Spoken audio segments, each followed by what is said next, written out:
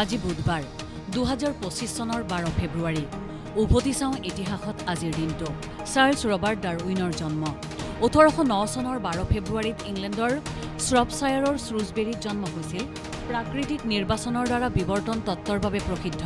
মানৱ ইতিহাসৰ অন্যতম প্ৰভাৱশালী প্ৰকৃতিবিদ ভূতত্ত্ববিদ আৰু জীৱবিজ্ঞানীজনৰ আব্ৰাহাম লিংকনৰ জন্মদিন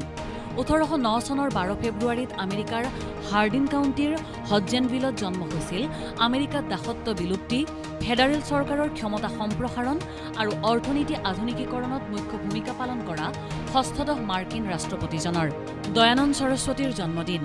1824 চনৰ 12 ফেব্ৰুৱাৰীত গুজৰাটৰ টংকাৰাত জন্ম হৈছিল 1876 চনত প্ৰথমবাৰৰ বাবে ভাৰতীয়ৰ বাবে বুলি আহ্বান জনোৱা আধুনিক ভাৰতৰ নিৰ্মাতাসকলৰ অন্যতম আৰ্য সমাজৰ প্ৰতিষ্ঠাপক আৰু ধৰ্ম সংস্কাৰকজনৰ প্ৰকৃত নাম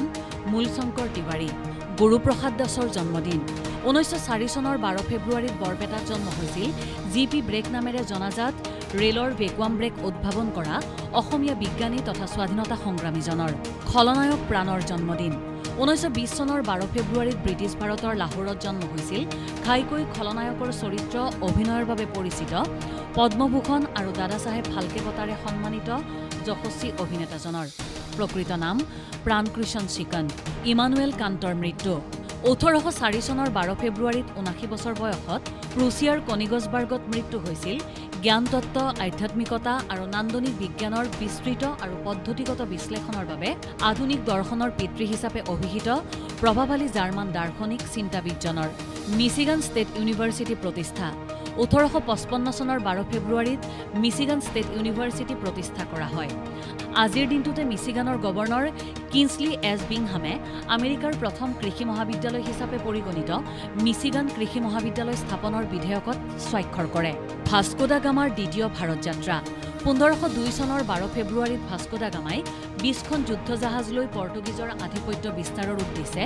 লিছবনৰ পৰা দ্বিতীয় ভাৰত যাত্ৰা আৰম্ভ কৰে পূৰ্বে পৰ্তুগীজৰ বাণিজ্যিক প্ৰচেষ্টা প্ৰতিহত কৰা কালিকটৰ শাসকৰ বিৰুদ্ধে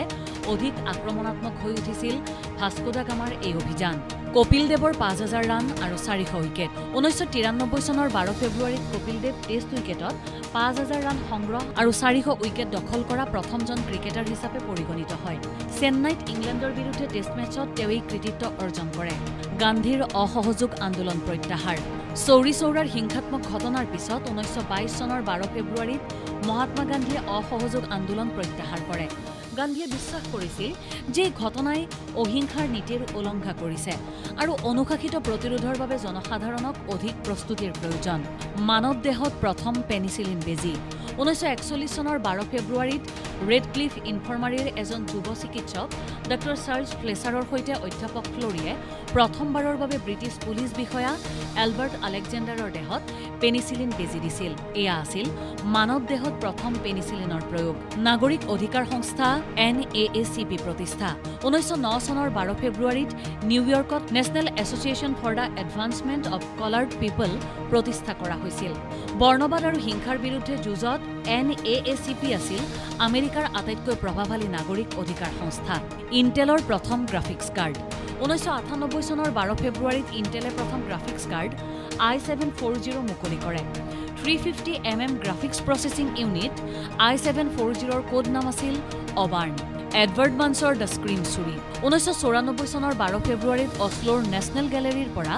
নৰৱেৰ শিল্পী এডৱাৰ্ড মানছৰ বিখ্যাত চিত্ৰকৰ্ম দ্য স্ক্ৰীম চুৰি হয় কেইবামাহো পিছত উদ্ধাৰ কৰা হয় এই প্ৰসিদ্ধ চিত্ৰকৰ্ম ইনফৰমেশ্যন ডেস্ক দেশ টুডে